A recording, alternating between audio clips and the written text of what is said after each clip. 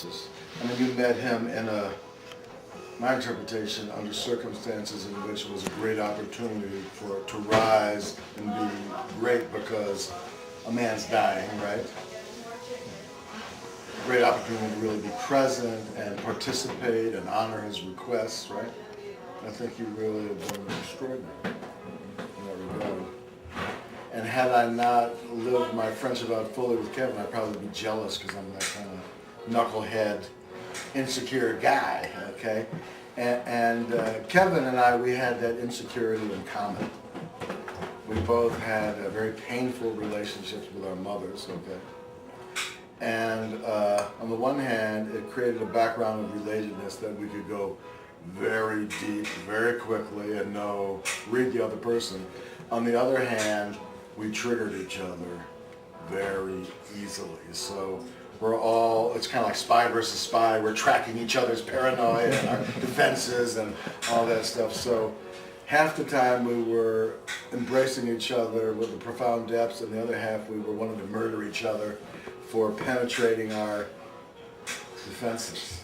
Sure. And just like I have a marriage made in heaven, that my relationship with my spouse was negotiated from the spirit world with my ancestors and hers, and there was deep stuff between Judaism and Christianity, and their descendants, Sandra, was in a position to clean up a profound Jewish mess, and then they sort of said, well, we want the best that you have to offer. And they said, well, the best we got to offer is this guy. And they say, well, he looks kind of funky. And they say, well, he has the greatest potential. Okay, so this was like a marriage made in heaven, and it's, we made it happen by paying off the debts and that stuff. And Kevin and I were a friendship made in heaven. But I was such a knucklehead that I didn't see the heaven part. I just thought, like, this friendship's being forced on me. And I always wanted to get rid of Kevin, but I never could. So there's an indication God's involved in something, like you're trying to shake it off, right? Not doesn't speak well to my character, but it's the truth, And Kevin was a deep lover of the truth. So, it wasn't until I had a heart attack that I could fully embrace this is truly my brother and my friend. And actually, I had a bar mitzvah for him. I gave Kevin a bar mitzvah. Oh. And we claimed him as our Jewish brother. Because my sense was Kevin, that he was never claimed by his family. It was just like, here comes Kevin. It's just like everyone, like Jesus' experience. It was like, the world might think he's a great man now, but folks in his hometown are not too crazy about the guy. Really, oh, here he comes again. Right? So nobody claimed him in Judaism in his village, and it was kind of like that with Jesus, with Kevin. Had a very profound truth that he went a very tortured journey to discover. Like his truth was not something he found in the library, reading up and comparing Freud and Jung and Adler and different philosophers. It was like gouged out of his eyes, so to speak.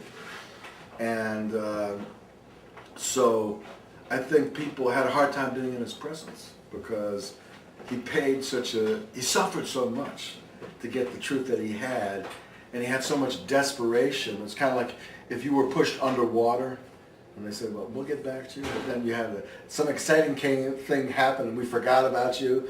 When you came up, thinking that you were going to be gone forever, there would be a desperation in your breathing that would make others uncomfortable, especially if that was on a consistent basis. And Kevin had that profound desperation that the truly anointed and gifted have.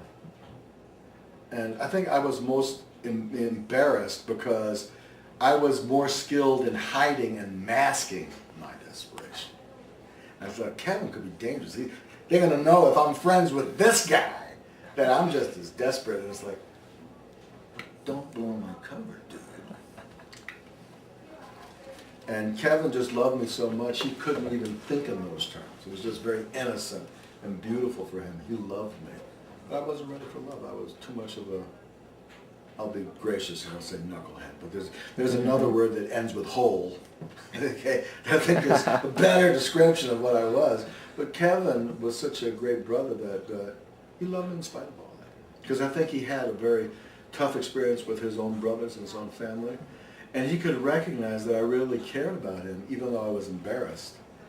And in the end, he liberated me from that phoniness of needing to have an image of, why do we care what other people think, ultimately, right? I mean, isn't that a big part of what you got from Kevin? Yeah, absolutely. Absolutely. So that's what I celebrate about my brother so much. So that's a little, I'll come back for more, but that's a little expression about what I love about my brother. And communication's been pretty nonstop, When there's love, losing the body don't so much.